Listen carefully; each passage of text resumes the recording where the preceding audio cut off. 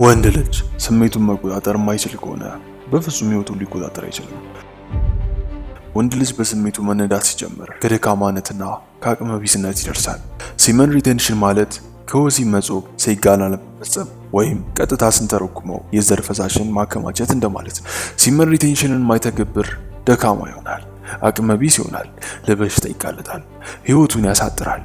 ሲመን ሪቴንሽንን የሚተገብር ደግሞ እውነተኛ ህይወቱን ይጀምራል። አሁን ለ90 ቀናት ሴጋን መፈጸም ብታቆም ከወሲብ ብትጾም የምታገኘውን ጥቅም እነግራለሁ። ቪዲዮውን ላይክ በማድረግ ጀምረው። ይሄ ቪዲዮ ቫይራል እንዲወጣ ኮሜንት ላይ አንድ ቁጥርን አስቀምጡልኝ። የደውል ምልክቷን በመጫን እስከ መጨረሻው ተከታተሉ። አንደኛ፣ ከፍተኛ የሆነ በራስ መተማመን። በራስ መተማመን የሚመጣው አሪፍ ልብስ በመልበስ የሚያምር የፀጉር ቁርጥ በመቆረጥ አይደለም። ምናልባትም እነዚህ ነገሮች በራስ መተማመን ለጊዜው ሊሰጡ ይችላሉ፣ ነገር ግን ፌክ የሆኑ ኮንፊደንስ እንደሆኑ ትረዳለህ። እውነተኛው ኮንፊደንስ የሚመጣው በውስጥ ጥንካሬ ሲኖር ብቻ ነው። ሲመን ሪቴንሽን ያን ውስጣዊ ጥንካሬ ይሰጣል። ውስጣዊ ጥንካሬ ካለ ውጫዊ ኮንፊደንስ ይኖራል። ልብ በል፣ አዲስ ልብስ፣ አዲስ የፀጉር ቁርጥ፣ ዝነጣ፣ የያዝከው መኪና ጊዜያዊና ከላይ የሆነ ጥንካሬ ነው የሚሰጥህ። በሞመንት ፕሬሸር ውስጥ ስትገባ ያ በራስ መተማመን ይጠፋል። ግን ውስጣዊ ጥንካሬ ሲኖር የፈለገ ውጫዊ ፕሬሸር ቢገጥምህም እንኳን የውስጣዊ ጥንካሬ አይነቃነቅም። ኮንፊደንስ ሲያበራ ይታያል። ልክ በጅቦች የተከበበው አንበሳ በጅብ መከበቡ እንደማይረብሸው ሁሉ ኢቨን ቢከቡትም ምንም አይነት ፍርሃት አይታይበትም። ለምን? ውስጡ ጥንካሬ ስላለ። ሲመን ሪቴንሽን ያን ጥንካሬ ነው የሚሰጥህ። ውስጣዊ ጥንካሬ ደግሞ እውነተኛ ኮንፊደንስን ይሰጣል። ሁለተኛ፣ ብሩህና ፈጣን አይምሮ። ቀን በቀን ሴጋን የሚፈጽም ሰው እንዲሁም ወሲብን ቀን በቀን የምታዘወትር ከሆነ የአይምሮ ጤንነት አደጋ ላይ ነው። ሴጋን ስትፈጽም አይምሮህን አንድ ነገር እያስተማርከው ነው። እሱም ፈጠን ያለ በአጭር ጊዜ ውስጥ የሚገኝ እንዲሁም በቀላሉ የሚገኝ እርካታ። አይምሮ ሲደሰት ዶፓሚን የተባለ ኬሚካል ይለቃል።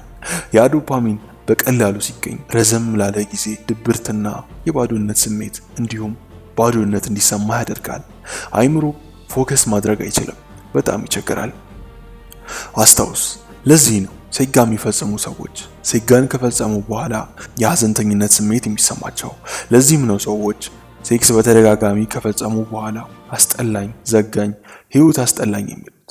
የሴጋ ሱሰኞች አይምሯቸው ፎከስ ለማድረግ ይቸገራል፣ በድብርት ይሰቃያሉ፣ ወዲያው ጸባያቸው ይለዋወጣል፣ ቶሎ ይነጫነጫሉ።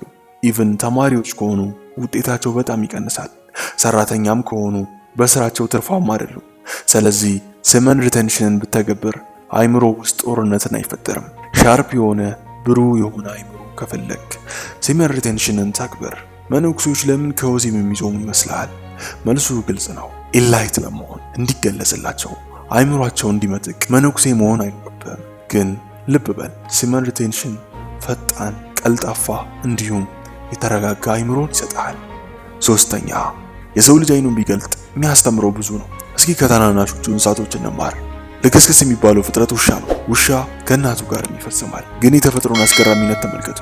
ይህ ልክስክስ የተባለው ፍጥረት ራሱ ስራ የሚያደርገው ጊዜውን ጠብቆ ነው። እኛ የሰው ልጆችን እንመልከት።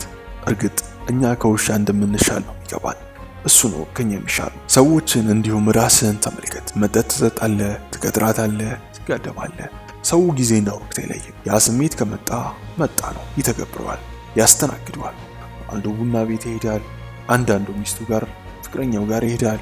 የባሰበት ስልኩን አውጥቶ ከራሱ ጋር ይፈጽማል። አረ እንደውም ባስ ያለበት ከቤቱ ሰራተኛ እንዲሁም በጣም ባስም ያለበትም ጾታዊ ትንኮሳን ይፈጽማል። ግን ይታያችሁ፣ የሰው ልጅ አሁንም ውሻ ልክስክስ ብሎ ይጠራዋል። ልብ በሉ፣ ልክስክስ ውሻ ተፈጥሮ ባወጣችለት ጊዜን ተከትሎ ነው ስሪያን የሚፈጽመው። እስኪ ሌሎች እንስሳቶችን ተመልከቱ። ጎሽ፣ አንበሳ፣ ነብር የመሳሰሉ ፍጥረታት። እነዚህ ፍጥረቶች ስሪያን ሲፈጽሙ በወቅታቸው ነው። ወቅታቸው ካልደረሰ ስሪያን አይፈጽሙ። which means ሲመን ሪቴንሽንን ይተገብራሉ ማለት ነው። ግን ልብ በሉ፣ የስሪያ ጊዜ ላይ ሲደርሱ እነዚህ ሴቶች ከፍተኛ ቴስቴስትሮን ያለውን ወንድ ጋር ነው ስሪያን የሚፈጽሙት። ወደ እነሱ እየሄዱ ይተሻሿቸዋል። እነዚህ እንስሳቶች ይታያችሁ፣ እነዛ ወንዶች ለስሪያ ሲሉ ይደባደባሉ። የሚያሸንፈው ከሁሉ የጠነከረ ነው። በሳይንስ አማርኛ ከሄድን ከፍተኛ ቴስቴስትሮን ያለው ነው ማለት ነው። ልብ በል፣ ሴቶች እነዚህ ወንዶች ጋር ሄደው ነው መውለድ የሚፈልጉ። ታዲያ እኛ ምን አገባን ታናሹ እስክንድር እንደምትሉ አልጠራጠርም። አሁን እንዴት ከኛ ጋር እንደሚያያዝ ላስረዳችሁ። በነገራችን ላይ እኛ ራሱ እንስሳ ነን፣ ምንም ልዩነት የለንም። ልዩነቱ እናገናዘባለን እንጂ እኛ ከነሱ ላይ ምንም ልዩነት የለንም። እነሱ ላይ የሚሰሩት ነገሮች እኛ ላይ ይሰራሉ። ለምን ካልን እኛም እንደነሱ እንስሳዎች ነንና። ሲመን ሪቴንሽንን ስተገብር ተመሳሳይ ነገር ይፈጠራል። ቴስቴስትሮን ይጨምራል። ሴቶችን ትስባቸዋለህ ናቹራሊ። ካስተዋላችሁ ለምን ሰዎች በዘሪያ ጊዜያቸው ይፋለማሉ? ሴቷን ኢምፕረስ ለማድረግ እንዲሁም ሁሉንም አሸንፈው ሴቷን የብቻቸው ብቻ ለማድረግ አይደለም። የሚፋለሙት ሁኔታው ስለሚያስገድዳቸው ነው እንጂ ውስጣቸው ከፍተኛ የሆነ የቴስቴስትሮን መጠን አለ። ዛትስ ዋይ አግሬሲቭ የሚሆኑት፣ ዛትስ ዋይ ጥንካሬን ራዲየት የሚያደርጉት። ልብ በል ሲመን ሪቴንሽንን ስተገብር ተመሳሳይ ነገር ነው የሚጠብቅህ። ሞር ዶሚናንት ትሆናለህ። ሴቶችን ትስባለህ። ኢቭን ወንዶች ራሱ ይህን ኢነርጂ ፊል ያደርጉታል። ግርማ ሞገስን ይሰጣል። እስኪ አንበሳን ተመልከተው። ስታየው ያምራል፣ ቆንጆ ነው አትለም። ነገር ግን ስታየው ግርማ ሞገሱ አንተን እንድታከብሮ ያደርግሃል። ኢቭን አንበሳው በብረት ቢታሰርም ስቲል ግን ፍርሃትን ባንተ ውስጥ ይጭራል። ሰዎች ሲመን ሪቴንሽንን ስተገብሩ ግርማ ሞገስን ያንጸባርቃሉ፣ ራዲየት ያደርጋሉ። ሴቶች በፍቅር ይወድቁልሃል፣ ወንዶች ያከብሩሃል። በአንድ ክፍል ውስጥ ስትገባ የክፍሉ ትኩረት በሙሉ ወደ አንተ ይሆናል። ሲመን ሪቴንሽን ይህን ግርማ ሞገስ ይሰጣል። አራተኛው ቁርጠኝነትና ያልተገደበ ሞቲቬሽን። አስተውል። የዘር ፈሳሽን ስታወጣ ስታባክን ፈሳሽ ብቻ አይደለም የሚባክነው፣ በዛ ፈሳሽ ውስጥ ህይወት አለ። ህይወት ካለ ደግሞ ኢነርጂ አለ። ይታየ ያቺ ፈሳሽ ውስጥ ከፍተኛ ህይወት አለ። በማዕዘን ብትቀመጥ ኦርጋኒዝም ሌላ ህይወት ይፈጥራል። ስለዚህ ከፍተኛ ኢነርጂ ነው ማለት ነው። ያ ኢነርጂ የሚሰራው ከደምህ ነው፣ ከምትበላው ምግብ ነው። ስፒሪቹዋሊ ከወሰድነው ያቺ ፈሳሽ ያንተን የነፍስ ቁራጭ ይዛለች። ስለዚህ ያለ አግባብ ስታፈሰው የምትበላው ምግብ፣ ያስቀመጥከው ኢነርጂ ከአንተ ተወስዶ ይባክናል። እሱን ነው የምታባክነው። ይህም ምንን ያስከትላል? ደካማነትን፣ ሰነፍነትን፣ አቅመቢስነትን ያስከትላል። ለዚህም ነው ወታደሮች ከውጊያ በፊት ሴክስ እንዳያደርጉ የሚደረገው። አትሌቶች ከወሲብና ከሴት ጋር የሚቆጠቡት። ኢቭን እንደሰማሁት ከሆነ የፈረስ ውድድር የሚያደርጉ ሰዎች ፈረሶቻቸውን ለብቻቸው ያስሯቸዋል። ግንኙነት እንዲፈጽሙ አያደርጉም። ያ ፈረስም አሪፍ ፐርፎርማንስ ያሳያል፣ በብቃት ይወዳደራል። አይ ቲንክ የምትሰራው ስራ አለ፣ የምትኖርለት ዓላማ አለ። ያን ዓላማህን ለማሳካት፣ ያን ዓላማህን ለመኖር የግድ ኢነርጂ ያስፈልጋል። ኢነርጂው ደግሞ ከውጭ አይመጣም፣ በውስጥ ነው ያለው። ኃይልህን በከንቱ አታፈስ። ያኔም ያልተገደበ ተነሳሽነት ሞቲቬሽን ይኖርሃል። ኢነርጂህን አታባክነው፣ ይልቅ ተጠቀምበት። የምትጠቀምበትም ሲመን ሪቴንሽንን ስተገብር ብቻ ነው፣ ስታከማቸው ብቻ ነው። አምስተኛ ሲመን ሪቴንሽን ዲሲፕሊን ያደርጋል። ሁሉም ሰው ህልም አለው፣ ስፔሻሊ አድጋለሁ፣ እለወጣለሁ፣ እንዲሁም የተሻለ ቦታ ደርሳለሁ የሚል። ነገር ግን አብዛኞቹ ሰዎች ያን ህልማቸውን አያሳኩትም። ስለ ወንዶቹ ስነግርህ አብዛኛው ወንዶች መኖር የማይፈልጉትን ህይወት ነው የሚኖሩ። አንዳንዱ የማይወዳትን ሴት አግብቶ ይኖራል፣ ገና ለገና ዚፑን መዝጋት ስላልቻለ፣ በወሲብ ህይወቱ ዲሲፕሊን ስላልሆነ። አንዳንዱ ስሜቱን ባለመጠበቁ ምክንያት በሽታ ውስጥ ወድቆ እድሜ ዘመኑን መድኃኒት ሲውጥ ይኖራል። አንዳንዱ የወሲብ ህይወቱን ለማርጋት ሲል ሴት ሲያመላለስ እዛው ባለበት ሳያድግና ሳይለወጥ እድሜው ያልፍበታል። አንዳንዱ ሴት ጋር ማቆም ባለመቻሉ በራስ መተማመኑን አጥቶ አንገቱን ደፍቶ ይኖራል። ለምን? የወሲብ ህይወታቸው ላይ ዲሲፕሊን ስላልሆኑ። እና አንተ ከነሱ በምንድን ነው የሚለየ? እነሱ ላይ ካልሰራ አንተ ላይ የማይሰራ። ስሜት ላይ ዲሲፕሊን ማትሆን ከሆነ መቼም ይችን ህይወት አታሸንፋል። ሲመን ሪቴንሽንን መለማመድ አለብህ።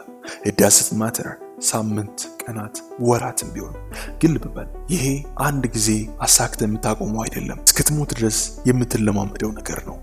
ሴክስ ማድረግ በፈለግህ ሰዓት ሳይሆን ባስፈለገው ጊዜ አድርግ። በየጊዜውና ቶሎ አይሆን። ደሞር የሴክስ ህይወት ላይ ዲሲፕሊን መሆን ስትጀምር በጣም ወንድ ትሆናለህ፣ ደፋር ትሆናለህ፣ አካላዊ ጥንካሬህን ታዳብራለህ፣ አልፎም መንፈሳዊ ህይወት ላይ ትበረታለህ። ይሄ ድርጊት ከ90% ከሚሆኑት ወንዶች ገነህ እንድትታይ ያደርጋል። ልብ በል፣ ይሄ ነገር የሚሰራው በአንድና አንድ መንገድ ነው። የዘር ፈሳሽን በየቀኑ ማታፈስ ከሆነ፣ እሱም ሲመን ሪቴንሽንን ስትገበር። የዘር ፈሳሽን በየቀኑ የምታፈስ ከሆነ ችግር ነው፣ ትታመማለህ፣ ደካማ ትሆናል፣ በአጭሩ ትጎዳለህ። ደግሞ ይከማች ብለህ ለብዙ ጊዜ ብታስቀምጠው ብታጠራቅመው እሱም ይጎዳል። ልብ በል፣ አንድ ምሳሌ ልስጥህ፣ ከልብ አድምጠኝ። በልብህም ግድብ እንዴት እንደሚሰራ ተመልከት። ግድብ የኤሌክትሪክ ኃይል እንዲሰጥ የግድ ውሃው መከማቸት አለበት። ሲከማች ደግሞ ለረጅም ጊዜ ከተገደበ ጥፋት ነው። ይሞላል፣ እንዲሁም ውድመትን ያስከትላል። ያ የታቆረ ውሃ የሚፈስበት መንገድን ይፈልጋል እና ባልተፈለገው ቦታ እንዲሁም ባልተፈለገው ሰዓት በመውጣት ጥፋትን ያስከትላል። ስለዚህ ግድብ በዚህ መንገድ ይሰራል። ያለ አግባብ መከማቸት የለበትም፣ እንዲሁም መጉደል የለበትም። ከጎደለ ጥቅም የለውም፣ ከበዛም ጥፋትን ያደርሳል እና በተመሳሳይ እሱም ጥቅም የለውም። ሴክስም ተመሳሳይ ነው። ቶሎ ቶሎ የምታደርግ ከሆነ ይጎዳሃል፣ ደግሞ ለረጅም ጊዜ ካከማቸውም እሱም ይጎዳሃል። ብልሃቱ እዚህ ጋር ነው። ብዙ መቆጠብ የለብህም፣ አለበለዚያ በሚያስጠላ መልኩ ወጥቶ ጉዳትን ያደርሳል። ማለትም በወሲብ ትሳሳታለህ፣ ከአንተ ቁጥጥር ውጪ ይሆናል፣ ትሳሳታለህ። ደግሞም ቶሎ ቶሎ የምታደርግ ከሆነ ራስን መቆጣጠር ትቸገራለህ፣ ደካማ ትሆናለህ። ህይወትን ሪፍሬሽ ማድረግ ከፈለግ ሲመር ሪቴንሽንን ለ3 ወር ተግብረው። ከእንደገና ሪፍሬሽ አድርገህ ትጀምራለህ። እንደ አዲስ ሰው ሆነህ ትጀምራለህ። ራስን ማሻሻል እንዲሁም መለወጥ። አዲስ ነገርን ማሳካት የምትፈልግ ከሆነ ለ90 ቀናት ወሲብን ጾም። ሪስታርት አድርገህ ነው የምትመለሰው። አማላይ ስብዕና፣ ጠንካራ ሰው፣ ጎርናና ድምፅ፣ ግርማ፣ ትልቅ በራስ መተማመን ይኖራል። ስለዚህ ሲመር ሪቴንሽንን ተግብረው። አስታውስ፣ አንዴ ተግብረህ የምትሆነው ነገር አይደለም። ይሄ የህይወት አንዱ መርህ ሊሆን ይገባል። አስፈላጊው በሆነው ሰዓት ትጾማለህ፣ አላስፈላጊው በሆነው ሰዓት ደግሞ ትፈስከዋለህ። እኔ እንደሌሎቹ አልኮንንም። ኃጢአት ነው ብዬ ግብዝም አልሆንብህም። ይሄ ነገር መጥፎ ነው ብዬ አልወቅስም። ይሄ ተፈጥሯችን ነው። በተፈጥሮ ሊታፈር አይገባም። እኔ የምልህ ይሄ ተፈጥሮ ይህን የላይፍ ኢነርጂ አጥፋው አይደለም። እኔ የምልህ በቁጥጥሩ ስር ሳያደርግህ በቁጥጥር ስር አድርገው ብቻ የሚምልህ። አስታውስ፣ ስሜት ላይ መሰልጠን ከጀመርክ ያኔ ህይወትን መኖር ትጀምራለህ። ይሄ ሀበሻ ናስር ይባላል። እኔ ደግሞ ታናሹ እስክንድር ነኝ። ሰብስክራይብ አድርጉኝ። 100,000 እንግባ። ህይወት ቀያሪ ትምህርቶችን ይደርሳችሁ ሰብስክራይብ እና የደወል ምልክቷን ተጫኑ። ይህ ሀበሻ ናስር ነው፣ እውነት እና ምክንያታዊነት።